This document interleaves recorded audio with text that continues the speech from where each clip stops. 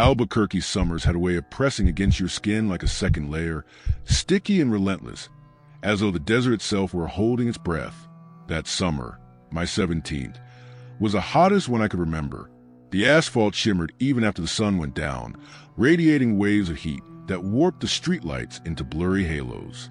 It was the kind of heat that made you restless. My sister, Sophia, 2 years younger but braver than me in most ways, never wanted to stay inside once the darkness rolled in.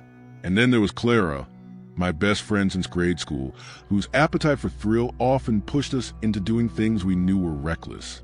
The three of us had fallen into a pattern that summer. Daytime was for languid hours in front of a box fan, eating popsicles and talking about boys. Nighttime was for prowling. Our neighborhood looked safe on the surface.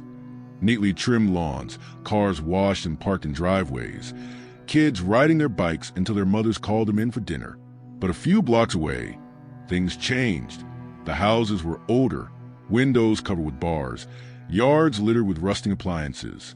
Everyone in our part of Albuquerque knew not to linger too long there after dark. Yet that warning was precisely what made it irresistible to us.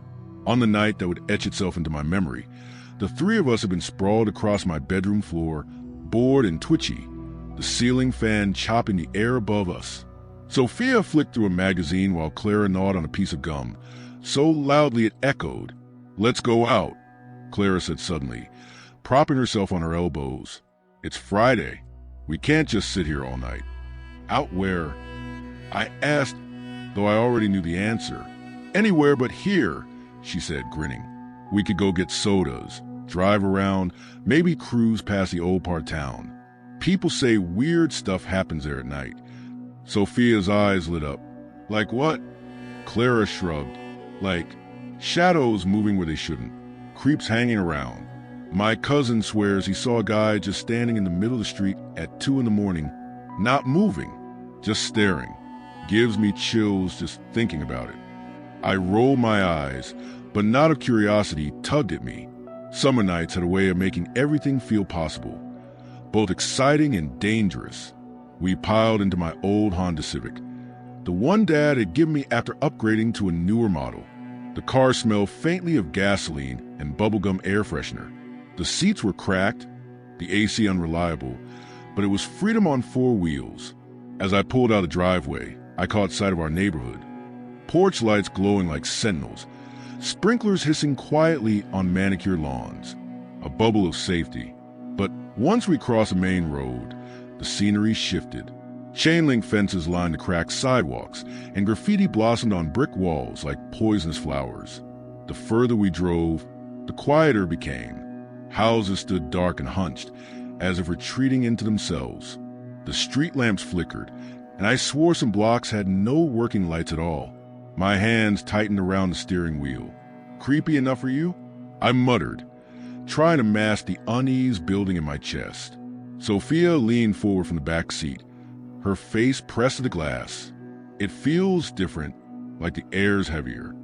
Clara laughed. "That's just you psyching yourself out. Nothing's out here except old drunks and stray dogs." But even she sounded a little less sure of herself.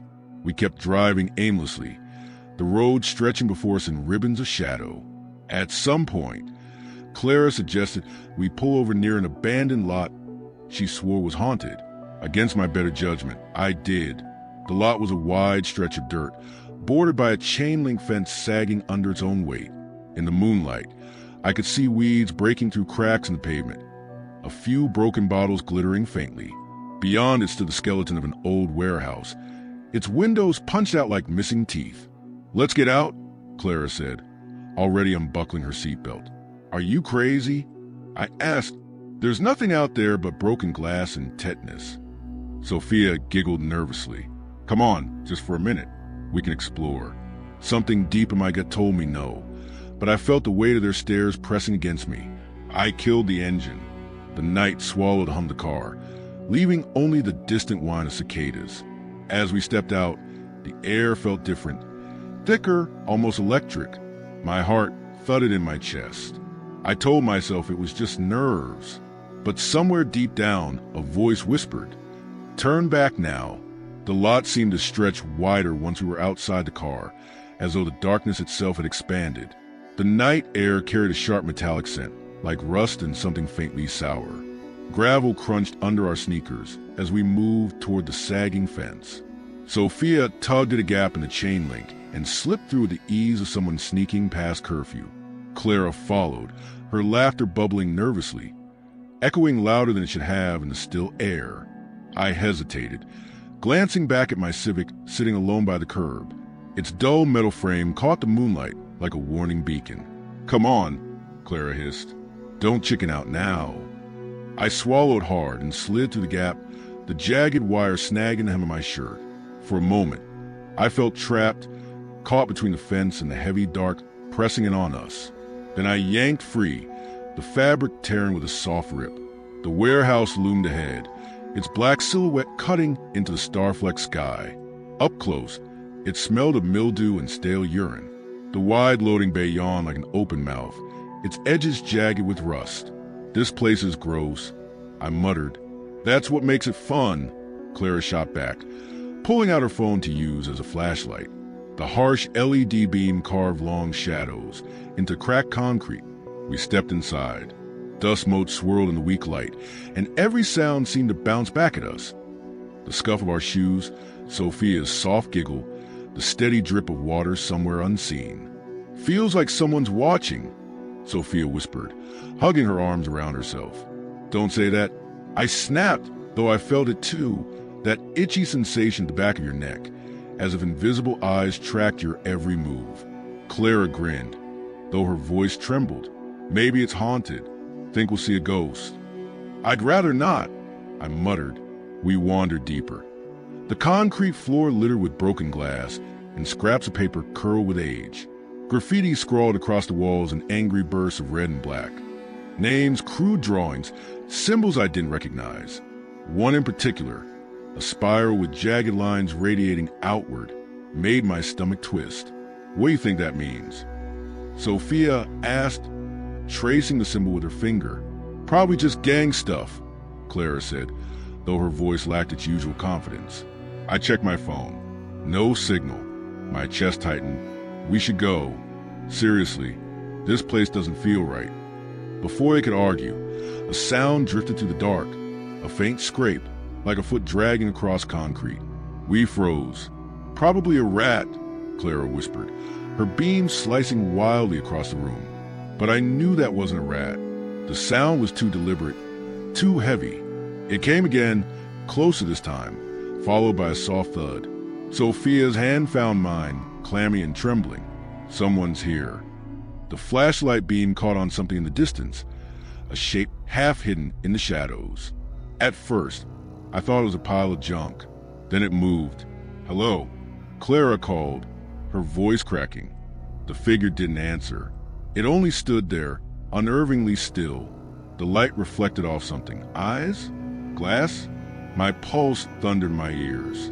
"Let's go," I hissed, tugging Sophia's arm. "Now." We backed toward the loading bay, Clara's phone shaking in her grip. The figure remained rooted in place, watching. Then, without warning, it shifted, one step forward, slow and dragging, the sound scraping through the silence like nails on stone. Panic seized me. We bolted, our sneakers skidding on glass as we scrambled out into the night. The warehouse behind us exhaled a low groan, as if it resented our leaving. By the time we reached the fence, Sophia was crying. Clara dropped her phone in the dirt. Scrambling to scoop it up, my hands fumbled with the gap in the chain link, the metal rattling loud enough to wake the dead. We squeezed through, breathless, stumbling toward the car. My keys clattered against each other as I yanked them from my pocket, hands shaking so badly I nearly dropped them. Behind us, something hit the fence with a metallic crash, the sound reverberating through the night. We whirled around in time to see the figure press against the chain link, its face obscured by shadow, fingers curling around the metal. "Drive," Clara screamed. I shoved the keys into the ignition. The Civic sputtered, coughed, then roared to life. Gravel sprayed as I floored it, tires screeching against the asphalt. In the rear-view mirror, the figure remained at the fence, unmoving, watching us vanish into the night. But my gut told me this wasn't over. The Civic rattled as I pushed it harder than it had ever gone, engine whining in protest. My palms were slick on the wheel, sweat dripping down my temples. Beside me, Clara kept twisting around to look through the back window, her face pale in the glow of the dashboard. "Is he following us?" she demanded. I didn't answer. My eyes flicked a mirror, empty road stretching behind us, swallowed by darkness. Still, I couldn't shake the image of those hands gripping the chain link, the figure's weight pressing against the fence as though it could push through sheer metal. Sophia sobbed quietly in the back seat, hugging her knees. "What was that? Who was that?" "No one," I said, though my voice shook. "Just some creep, that's all." Clara shook her head violently. "No, people don't just stand there like that. He didn't even talk, didn't chase us. He just watched." I tried to push the thought away, but unease coiled tighter in my stomach.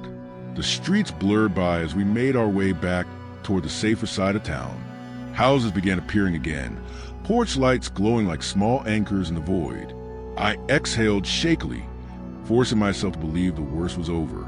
Then the headlights flickered. For half a second, the world outside vanished into blackness, leaving us blind on the road. The lights came back with a weak sputter, but my stomach dropped. "Did you see that?" Clara whispered. "Probably the wiring." I muttered.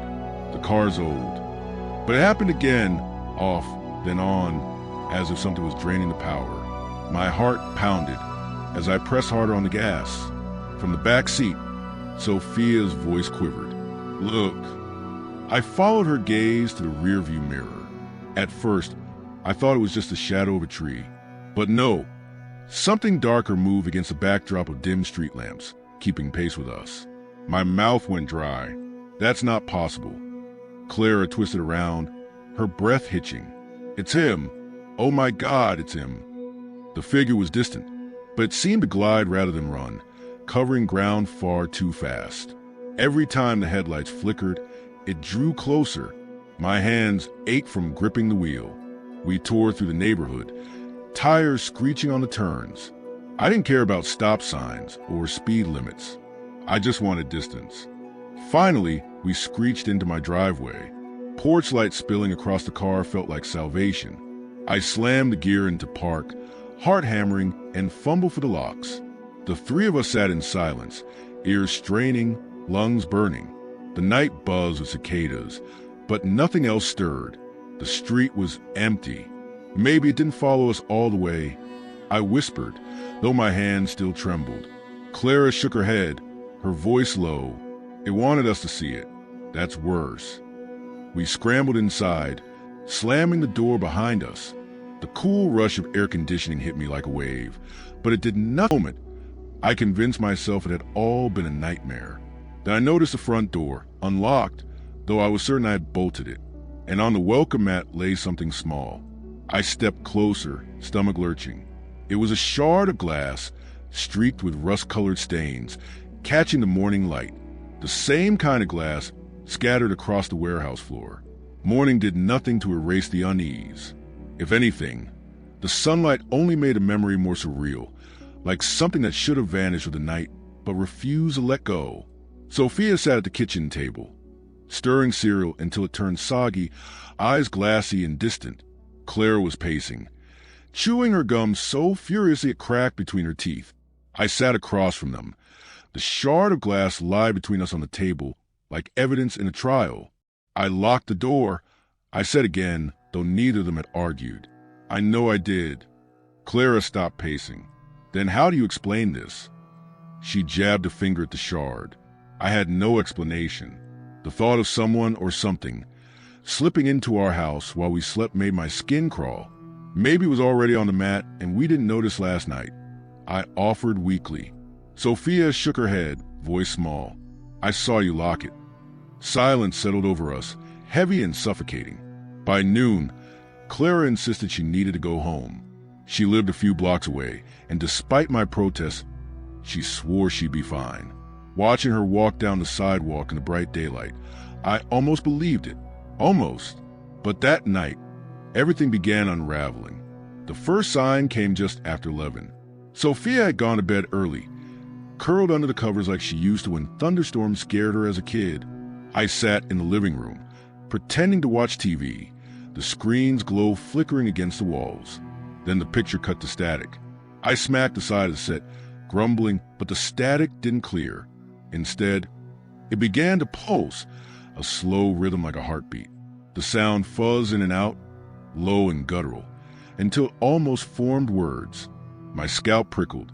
I switched the TV off, but the screen stayed faintly lit for several long seconds, glow with that same rhythmic pulse. That night, I barely slept. The next day, Clara called. Her voice trembled. "Something weird happened," she whispered, as though afraid of being overheard. "What do you mean?" I asked, gripping the phone so tightly my knuckles whitened. I was brushing my teeth, and when I looked in the mirror, there was someone standing in the hallway behind me. Just for a second, I turned around, nothing. But when I looked back, the mirror was cracked, like it had been punched from the inside. My stomach dropped. "Clara, don't mess with me." "I'm not," she snapped. Her voice broke. "I'm so scared." That evening, Sophia refused to be alone. She followed me from room to room, clinging to my sleeve like she used to when she was little. Every creak of the house made her flinch. By midnight, I couldn't take it anymore. I drove to Clara's. Her house looked normal from the outside, warm light spilling from the windows, the faint hum of a TV drifting through the walls. But inside, she was a wreck. Her living room smelled faintly of bleach, and when I asked why, she only shook her head. "I keep cleaning, but it doesn't help," she muttered. "The smell won't go away." "What smell?" I asked. "Metal, like blood." She led me to her bedroom. At first, I didn't see it. Then my eyes adjusted. On the wall, scratched into the paint, was the same spiral symbol we'd seen in the warehouse. I staggered back. "Clara, I didn't do it," she cut in quickly. "I swear I didn't. I woke up and it was just there." My throat tightened. The symbol pulsed in my vision, dragging my mind back to that warehouse, to the figure pressed against the fence. Sophia's voice rang in my ears on the night before. "Feels like someone's watching." I thought about the static on my TV, about Clara's mirror cracking, about the shard of glass on my doormat. This wasn't random. This wasn't coincidence. It was following us. By the third night, the fear had sunk into our bones. Sophia refused to sleep in her room anymore. She dragged her blankets into mine and curled up on the floor. Clara hadn't left her house since I'd visited, claiming she felt watched whenever she stepped outside. I wanted to believe we were just spooking ourselves, teenage minds weaving shadows into monsters. But every time I tried to convince myself, something new happened. Something I couldn't explain. That night, as Sophia dozed restlessly at my side, I sat upright in bed, staring at the ceiling. The air felt heavy, thick enough to choke on. Somewhere in the house, a clock ticked, each second hammering louder until it filled the room. Then the ticking stopped. The silence was worse. I reached for the lamp, but before my hand touched the switch, a faint scratching drifted from the window, like fingernails dragging slowly across glass. My chest seized. I forced myself to look. There, just beyond the pane, was a face, pale, featureless, except for two eyes, black, bottomless voids that stared straight into me. The skin around them sagged, thin as parchment, and though the figure's mouth never moved, I heard it, a whisper threading into my skull. "Come back." I lunged for the lamp. Light flooded the room. The window was empty. Sophia stirred, mumbling in her sleep, unaware of the terror inches from where she lay. I sat frozen for hours, staring at the glass, waiting for it to return. The next day, Clara showed up at my door. Her eyes were ringed with dark circles, her lips chapped from chewing. She looked smaller somehow, shrunk by whatever had hollowed her out. "It's not letting me sleep," she whispered. "Every time I close my eyes, I see it, standing at the foot of my bed, just standing." Sophia, pale and tired herself, clutched my arm. "We should tell someone. Mom, Dad, anybody." I almost laughed at the thought. What would we even say? Something followed us home from a warehouse. Adults would brush it off as teenage drama, or worse, ground us for sneaking out. Clara shook her head. No one will believe us, but I think it wants us back there. Her words dredged up the memory of the whisper at my window. Come back. I swallowed hard. Why? Why us? Maybe we saw something we weren't supposed to. Clara's voice cracked. Maybe it marked us. The thing. Dead silence followed, the kind that presses against your ears. Power outage? Sophia whispered, but the neighborhood beyond the window glowed with steady porch lights and humming street lamps. Only our house was dark. Clara's breathing hitched. It's here. I grabbed a flashlight from the drawer and flicked it on. The weak beam trembled over the walls, catching on something near the hallway. A shadow. At first, I thought louder this time, a chorus of whispers layered on top of each other. I dropped the flashlight. Darkness surged in. We bolted, stumbling to the front door, tripping over furniture. My heart slammed against my ribs. I wrenched the door open, and we spilled into night, gulping air like drowning swimmers. The street was calm, quiet, ordinary. But when I glanced back, the front window was no longer empty. The figure stood there, framed in the glass, head tilted as though amused. Watching, always watching. We didn't go back inside. None of us could. The house that had once been a sanctuary now felt poisoned. Every window and door another place for it to watch us. We sat huddled on the curb under the buzzing street lamp. The light should have comforted me, but instead it felt weak, fragile, like it could blink out at any second. Sophia's face was blotchy from crying, her shoulders trembling. Clara chewed her nails until they bled again, muttering under her breath. We can't stay here, she said finally. It's not safe. Where do you want to go? I asked hoarsely. It followed us home. It'll follow us anywhere. Clara's eyes flashed. Then maybe we have to face it. Go back to where it started. The words dropped like stones into silence. Sophia shook her head violently. No way. I'm not going back there. But the whisper from my window echoed in my skull. Come back. I realized then it wasn't just haunting us. It was summoning us. By midnight, exhaustion won out over fear. We piled into the Civic again, the car now reeking of stale sweat and panic. I drove aimlessly at first, circling blocks, tried to decide whether to listen to Clara or turn back home. Then the radio flicked on by itself. A hiss of static filled the car, followed by that same low rhythm I'd heard on the TV. The pulse, slow and steady, like a heart beating just beneath the sound. We all froze. Turn it off, Sophia whispered. I stabbed the button, but the static didn't stop.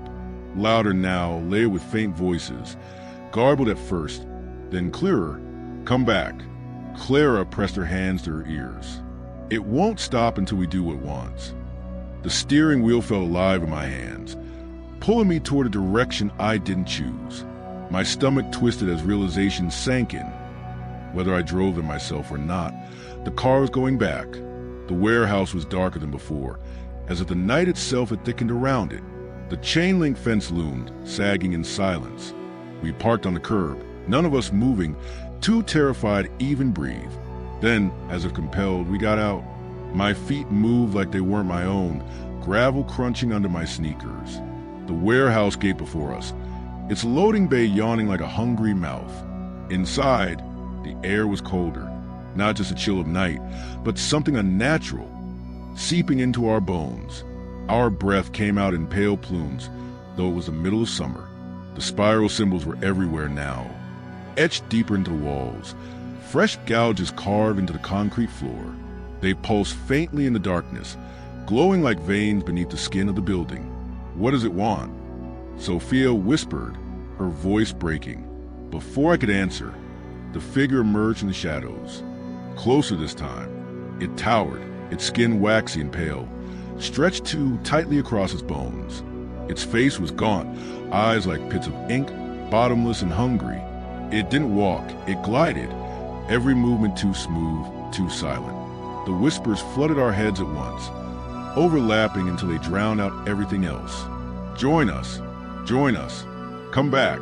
Sophia collapsed to her knees, clutching her head. Clara screamed, but the sound cut off like someone had muted her. I stood frozen, unable to look away as the figure raised a hand, its fingers impossibly long, nails jagged like shards of glass. It extended them toward me. In that moment, I understood the warehouse wasn't just a building. It was a threshold. The symbols weren't graffiti. They were marks of invitation or perhaps traps. And we had crossed into something we couldn't escape. Run, I croaked, though my body wouldn't obey. Clara grabbed Sophia, dragging her toward the entrance. But as they moved, the figure's head snapped toward them, jerking in sharp, unnatural angles. The bay doors slammed shut with a thunderous clang. We were sealed inside. The figure advanced, shadows twisting around its body like smoke. The whisper swelled into a roar, drilling into my skull until I thought my head would split. I staggered back, my heel crunching glass. Another shard, another piece of the warehouse embedded in me. And then, for the first time, the figure spoke aloud. Its voice was low, guttural, vibrating through the walls themselves. You are already mine. The sound of its voice rattled the warehouse like thunder, shaking rust from the beams above. My ears rang, my chest convulsed. The words didn't just echo, they lived inside me, vibrating through my ribs as though the figure had burrowed into my marrow. Sophia screamed, a raw, animal sound that tore from her throat. Clara clutched her, trying to shield her with trembling arms. I wanted to run, to grab them both and drag us out, but my legs refused. My body belonged to it now, rooted to the concrete floor. The figure drifted closer. Up close, its features sharpened. Gray skin stretched so tight across its skull that it threatened to split, lips cracked and colorless, eyes that were not eyes at all but endless pits. Within those pits, I swore I saw movement, shapes writhing, hands clawing to escape. Please, I whispered, though I didn't know to whom. To God, maybe, to the figure, to the darkness itself. The figure tilted its head, as though amused. Its hand rose, impossibly long fingers curling toward my face. I could smell it now, rot, rust, and something acrid like burned hair. Then Sophia shouted, "Leave her alone." The spiral symbols on the walls pulsed brighter, throbbing like living wounds. Shadows thickened, coiling around our ankles, dragging us down. Clara stumbled, claw at the floor as if it were quicksand. No! I dropped beside her, yanking at her arms. Sophia screamed behind us, trying to beat the shadows with her fists. The figure advanced, slow but inevitable, like a tide. In a moment of blind desperation, I remember the shard of glass I'd pocketed from the welcome mat, the one that had followed me home. My hand shot into my pocket, fingers closing around its jagged edge. It burned cold against my skin, pulsing like the spirals. I raised it high. The figure paused. For the first time, it recoiled, its body jerking as though the shard pained it. The whispers faltered, splintering into static. Fueled by terror, I slashed the shard across one of the glowing symbols of time. It swung open as though released from an unseen grip. We burst into the night, gasping, the warehouse behind us collapsing inward with a roar that shook the ground. The spirals flared one last time, then snuffed out like dying stars. For a moment, silence reigned. Then nothing. The lot was empty. The warehouse gone. Only the chain-link fence remained, sagging quietly in the desert wind. We never spoke of it again. Not to each other, not to anyone. Clara moved away that fall, her parents claiming she needed a fresh start. Sophia refused to leave the house after dark for years, even when she got older. And me, I tried to bury it, pretend it had been a nightmare. But some things refuse to stay buried, because sometimes, late at night, when the world is quiet and the house is still, the lights flicker, and in the brief second of darkness, I see it again, those eyes, bottomless and endless, watching from the corner of the room. And I hear it, "Come back."